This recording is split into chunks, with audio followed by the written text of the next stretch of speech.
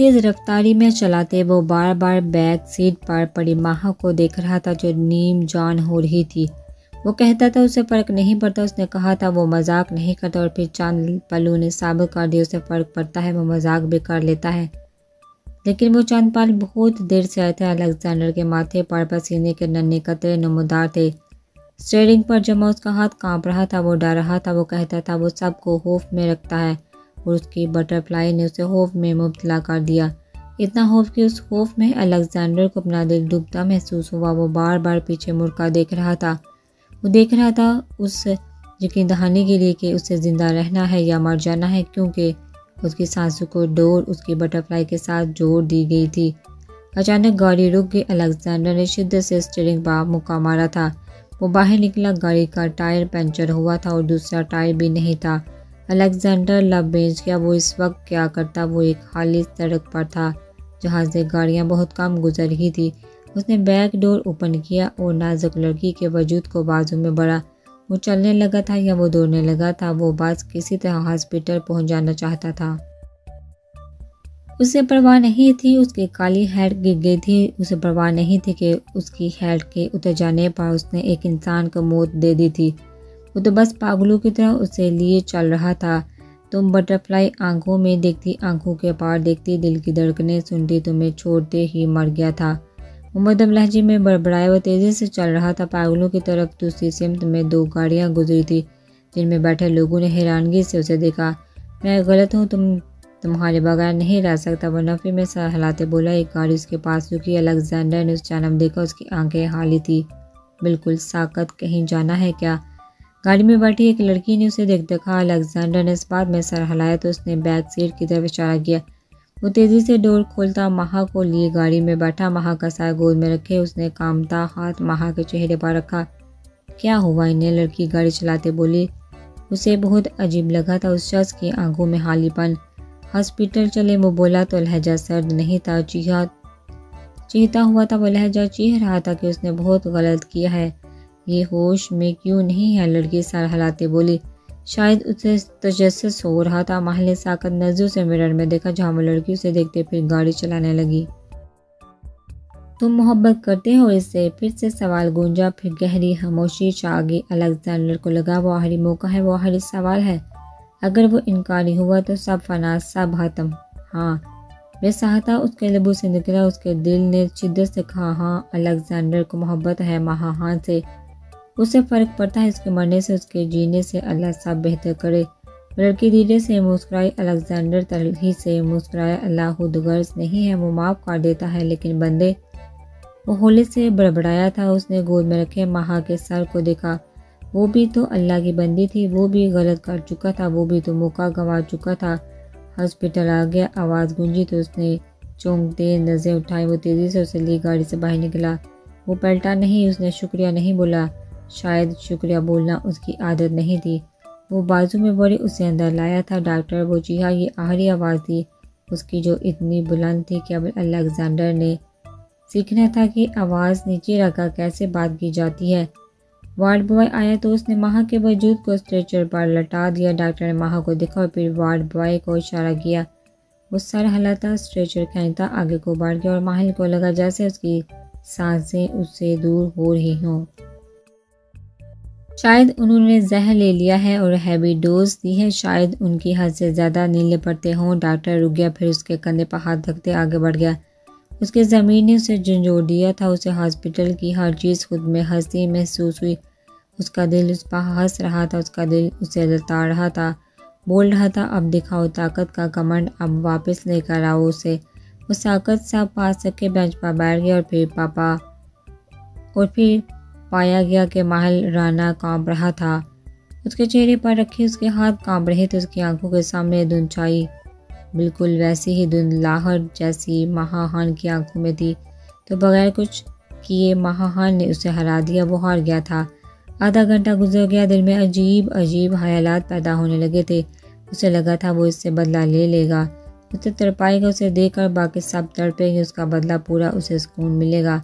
بات ختم۔ وہ بھول گیا جو لوگ دل میں بسے ہونا، ان کے تڑپنے سے دل کو تڑپ ہوتی ہے، دل خون کے آنسو روکتا ہے، اور وہ بھول گیا تھا اور آج اسے یاد دہانی کروائی تھی۔ اس کے کامتے دل نے کے اندر زندگی اور موت سے لڑی لڑکی ہی نہیں تڑپتی تھی، وہ بھی تڑپ رہا تھا۔ بس فرق یہ تھا کہ وہ جٹلا رہا تھا، مضبوط اعصاب کا ہو کر بھی وہ جٹلا رہا تھا، قبول نہیں کر رہا تھا، اور وہ لڑکی، نازک لڑکی قبول کر گئی، ہر حد سے پار چلی گئی۔ اس نے کہا تھا وہ مر جائے گی، اور الیگزینڈر کو لگا وہ سچ بول رہی ہے۔ وہ سوچ تھی، وہ سوچ نہیں تھی، وہ روح کو قید کر لینے کی بات تھی۔ جسے سوچتے ماہرانہ لڑکھڑا گیا۔ اس نے سختی سے بینچ پر ہاتھ جما لیا تھا۔ کیا اسے ڈر تھا گرنے کا؟ تو اب وہ جہاں بھی غلط تھا وہ گر گیا تھا۔ ڈاکٹر کو غصے سے دیکھ بولا۔ ڈاکٹر رک گیا۔ ماہر کا لہجہ لڑکھڑا گیا تھا، لپٹنے والا ہوا تھا بھی اس نے سہا ہی کہاں تھا۔ ابھی تو سہنا باقی تھا نا، ہم کوشش کر رہے ہیں، آپ بھی دعا کریں، ڈاکٹر کہتے آگے بڑھ گیا۔ 5 منٹ بعد وہ پھر سے اس روم میں چلے گئے جہاں مہا کو لے جایا گیا تھا۔ ماہر ان کے لفظوں میں اٹک گیا۔ دعا ایک دن پہلے اسے مہا سے ہوئی اپنی بات یاد آئی۔ میرے پاس سب کچھ ہے، میں کیا مانگوں؟ اسے اپنے لفظوں کی بازگشت اپنے کانوں میں ہوتی محسوس ہوئی۔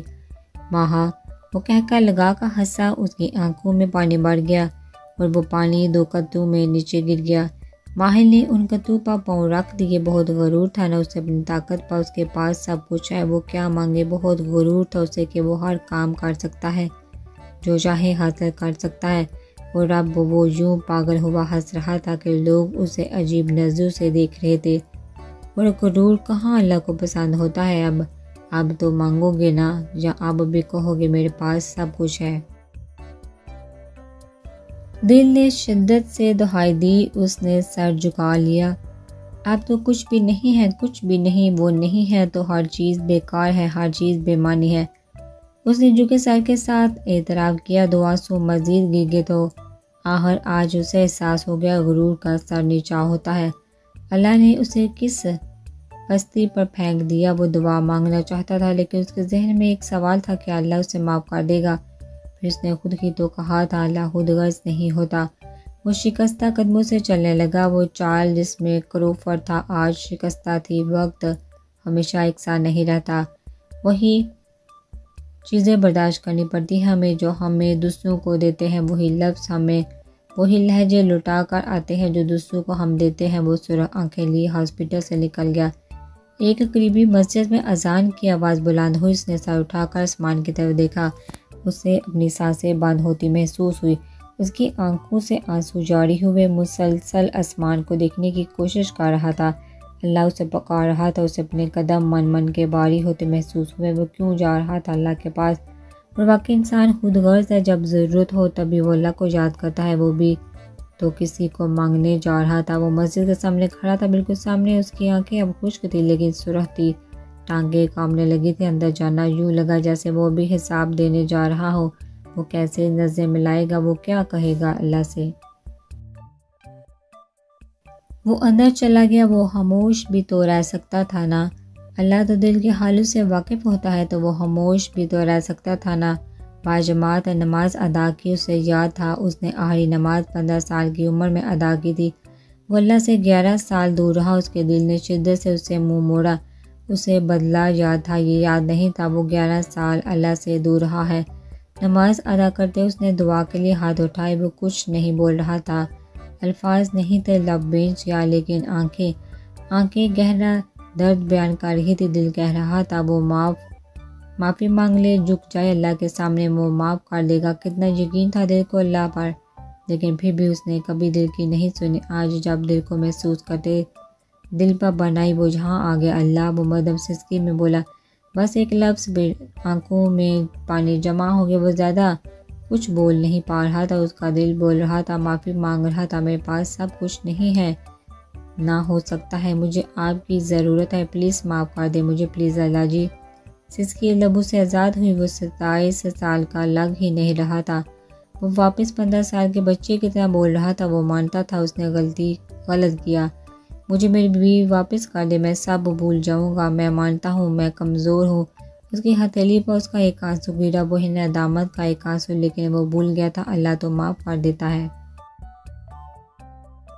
لیکن پہلے اللہ کا بندہ تو معاف کرے۔ اس نے لرزتے سسکتے دل کے ساتھ چہرے پر ہاتھ پھیر لیا۔ اس نے کچھ زیادہ نہیں بولا تھا، نہ ہی بولا جانا تھا۔ وہ باہر نکل گیا، دل غم سے پھٹنے والا ہوا تھا۔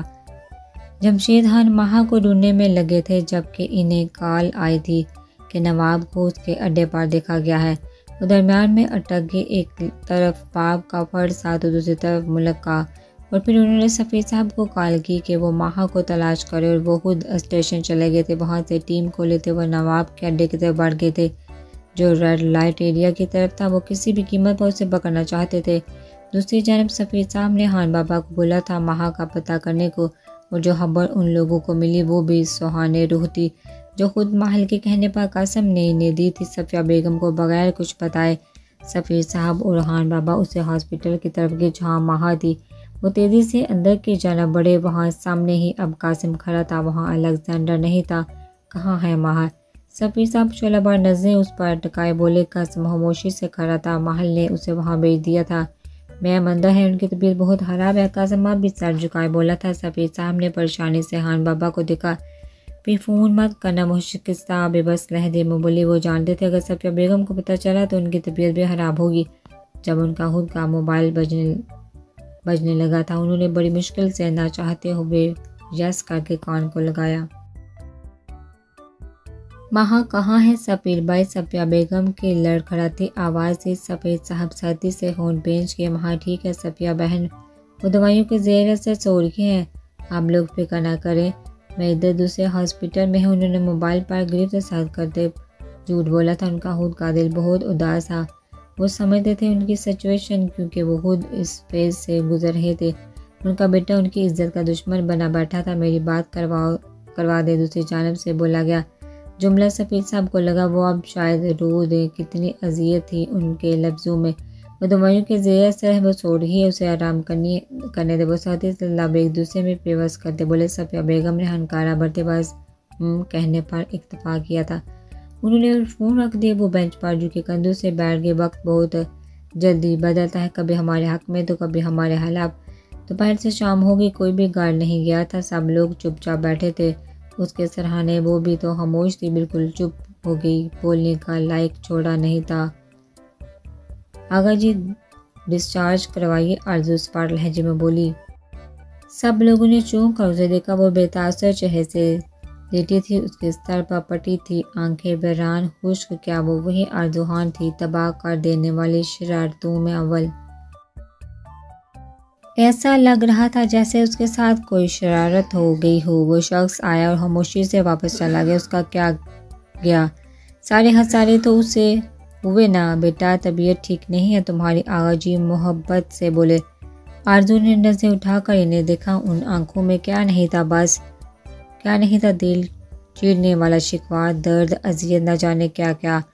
آغا جی نظریں پھر گئے۔ پیپر ہو رہے ہیں آغا جی، اور گھر میں شادی بھی ہے۔ وہ بہت مشکل سے ہنسی، اس کے چہرے پر مسکراہٹ تھی۔ کیا وہ ہنس رہی تھی؟ ارے نہیں، وہ رو رہی تھی۔ وہ ایک مسکراہٹ کے پیچھے اذیت چھپانے کی کوشش کر رہی تھی، لیکن آغا خان ایسا نہیں کر سکتی۔ وجہ اس کا دل تھا، جو ایسے الفاظ بولنے پر ہی تڑپ گیا تھا۔ آرزو کیسی باتیں کر رہی ہو؟ نور بیگم نے اس کا ہاتھ پکڑتے اسے مصنوعی آنکھیں دکھائی۔ وہ دھیرے سے ہنس دی۔ پھر ہو جاؤں گی بڑی ماما، پلیز آغا جان، جہاں دم گھٹ رہا ہے میرا، مجھے لگ رہا ہے میں مر جاؤں گی، مجھے گھر جانا ہے۔ وہ نفی میں سر ہلاتے بولی تھی، بار بار پلکیں جھپکنے کی کوشش کرتے وہ آنسو پیچھے دھکیل رہی تھی۔ رخسار بیگم منہ پر ہاتھ رکھ کے رو دی۔ میری قسمت میں یہی تھا ماما، رو کیوں رہی ہیں؟ میں آرزو خان اسے اجازت دیتی ہوں دوسری شادی کی۔ وہ بول گئی، وہ بغیر خود کی پرواہ کیے بول گئی تھی۔ دل یک دم بند ہو گیا، جیسے اس میں جان نہ ہو۔ پھر شدت سے دھڑکا، اور ایسا دھڑکا کہ آرزو خان کو پھٹتا محسوس ہوا۔ آرزو، رخسار بیگم نم آواز میں بولی۔ وہ ہلکے سے کندھے اچکا گئے۔ چلے، مجھے گھر جانا ہے، مجھے مہندی میں شامل ہونا ہے۔ آغا جان چلے نا، آپ میری ہر بات تو مانتے ہیں، پلیز چلے نا۔ اگر میں نہ گئی تو واقعی مر جاؤں گی۔ دھوم دھام سے شادی کر اس کی پہلی شادی پر بھی اس کے ساتھ ناانصافی ہوئی تھی۔ دل نے پسلیوں سے سر پٹہا، وہ اس سے سرزنش کرنے لگا۔ وہ کیا بول رہی تھی؟ وہ اذیت لینا چاہتی تھی، وہ ہر حد سے پار ہو جانا چاہتی تھی۔ آغا جان نے اسے ہاتھ ساتھ لگا لیا۔ ایک آنسو گرا جسے وہ چپکے سے صاف کر گئی۔ وہ بتانا چاہتی تھی وہ آرزو خان ہے، وہ برباد کر دینے میں مشہور ہے، پھر چاہے وہ خود کو ہی برباد کیوں نہ کر رہی ہو۔ وہ ڈسچارج ہوگی، ڈاکٹر نے بہت منع کیا لیکن وہ باضد تھے۔ شہید صاحب اسے سہارا دے رہے تھے ورنہ وہ شاید گر جاتی۔ اب کون جانے وہ گر کس وجہ سے رہی تھی، چوٹ کی وجہ سے یا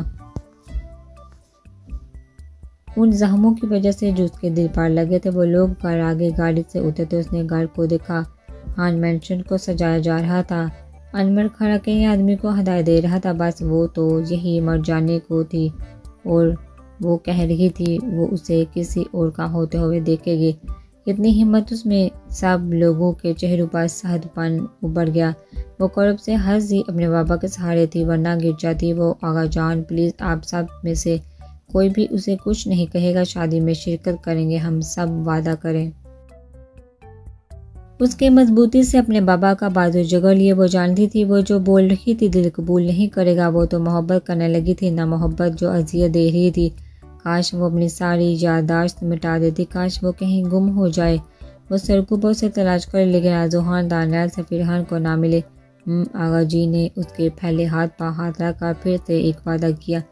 ایک وعدہ انہوں نے پہلے کیا تھا جس میں وہ آرزو کی محبت کی خاطر اس کی شادی دانیال سے کروانے والے تھے۔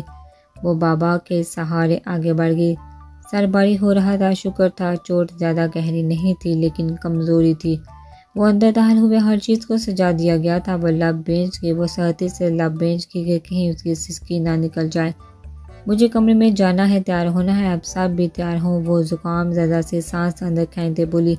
اس کی باتیں عجیب تھی اور پھر آرزو تو عجیب تر تھی، نہ سب کچھ سنبھال لینے کی والی لیکن صرف دوسروں کی مشکلات میں اپنی باری وہ بس رو دیتی تھی ہمیشہ۔ اور وہ شخص، آرزو نے کندھوں کی طرف دیکھا، کیسے شال اتار کر رکھ دیتا تھا اپنی، ہمیشہ اس کے جھکے سر کو اوپر اٹھاتا، آج اس نے دل ہی نوچ کر پھینک دیا۔ شہید صاحب اسے کمرے میں چھوڑ آئے، سب لوگ ہی کمروں میں بند ہو گئے۔ وہ لوگ آئے، اس کی خبر انور نے دانیال کو دی تھی، وہ سر ہلا گیا بس۔ وہ کب سے وہاں بیٹھے تھے، ہاتھ کو باہم جوڑے، گھر کی انہیں پل پل کی خبر مل رہی تھی۔ وہاں ماہل ابھی تک نہیں آیا تھا، قاسم بھی وہیں بیٹھا تھا، سفیر صاحب کا دل گھبرا رہا تھا، اور ماہ انہیں بھی تو عزیز تھی۔ جب ڈاکٹر باہر نکلے تو وہ فوراً ان کی جانب لگ کے قاسم بھی ڈاکٹر کی طرف بڑھا، جس پر سفیر خان نے سخت نظر سے اسے دیکھا۔ وہ خاموشی ہی رہا تھا۔ الیگزینڈر سے جہاں رہنے کو بول کر گیا تھا وہ اس کے خلاف ہرگز نہیں جا سکتا تھا۔ وہ ڈیٹ بنا رہا، وہ پھر جلدی سے فون پر کچھ نمبر ڈائل کیے۔ زہر تو نکال دیا ہے ہم لوگوں نے، لیکن تھوڑی دیر ہو گئی تھی، ان کی باڈی سروائیو نہیں کر پا رہی، پوری نیلی پڑ رہی ہے۔ اب اگر انہیں ہوش نہ آیا تو آئی ایم سوری۔ ڈاکٹر نے سفیر صاحب کے کندھے پر ہاتھ رکھا، وہ سوری بول رہے تھے۔ وہ چلے گئے۔ دوسری جانب موبائل پر ڈاکٹر کی بات سنتے الیگزینڈر کے ہاتھ لڑکھڑا گئے۔ بٹرفلائی سسکی نکلی اور پھر کئی آنسو دور کھڑے۔ اس کی مغروریت سر جھکائے گئی، زندگی اس پر ہنسنے لگی تھی، اس سے اپنا دل جلتا محسوس ہوا تو بٹرفلائی اڑ گئی۔ اس کی قید سے رہا ہوگی، وہ کیوں زندہ رہنا نہیں چاہتی تھی، وہ جانتا تھا وجہ وہ خود تھا۔ برباد کر لیا اس نے، واقعی برباد کر لیا ماہان کو، ایسے مارا کہ وہ تڑپ تڑپ کر مر گئی۔ اس کے کان سائے سائے کرنے لگے، دل کی رفتار مدھم پڑنے لگی۔ وہ بس خاموش تھا، چیخ تو دل رہا تھا، آنکھیں داستانے ستم بیان کر رہی تھی۔ اسے وہ دن یاد آیا جب وہ بڑی محبت سے اس کے پاس بیٹھی تھی اور وہ سگریٹ پی رہا تھا۔ ماہ نے ناک سکڑی تھی۔ تم تو سگار پیتے تھے، وہ کچھ سوچتے بولی۔ اس نے ہمیشہ اس کے لبوں میں سگار دیکھی تھی، پھر کچھ دن سے سگریٹ دیکھ وہ پوچھ بیٹھی، لیکن میں جانتا ہوں مجھے تڑپ تڑپ کر دھیرے دھیرے موت آئے۔ وہ گہرا کش بھرتے بولا، پھر ماہ کی طرف دیکھا جس کا چہرہ سفید پڑنے لگا تھا۔ اس کے اتنے سکون میں بولے کہ جملوں پر مطلب وہ نہ سمجھی سے گہرا سانس بھرتے بولی۔ سگریٹ کی سمیل اس کے نتنوں سے ٹکرائی۔ سگار انسان کو جلدی موت کی طرف لے کر جاتی ہے اور میں پل پل تڑپنے کا قائل ہوں، اس لیے سگریٹ چن لی۔ اس میں انسان آہستہ آہستہ موت کی طرف جاتا ہے۔ اس نے پھر سے گہرا کش بڑا۔ ماہ حیرانگی اور نامعقول سے اسے دیکھنے لگی تھی، وہ کتنی آرام سے موت کو بیان کر رہا تھا، وہ بھی خود کی۔ تمہیں تو اندازہ ہوگا بٹرفلائی، تڑپ تڑپ کر اذیت حاصل کرنے کا۔ سگریٹ پھینک کر وہ اس کی کالی آنکھوں میں دیکھتا بولا۔ ماہ بس ساکت سی اسے دیکھے گی، وہ صحیح کہہ رہا تھا، اسے تو اندازہ ہوگا تڑپا کیسے جاتا ہے، پل پل تڑپتے موت کے جیسا محسوس کیسے کیا جاتا ہے۔ وہ نیچے زمین پر بیٹھ گیا، بالکل ہارے ہوئے شخص کی طرح۔ اب اس کے خیالوں میں وہاں ہار نہیں تھی، وہ اکیلا ہو گیا تھا، تو یعنی اللہ نے اسے معاف نہیں کیا تھا۔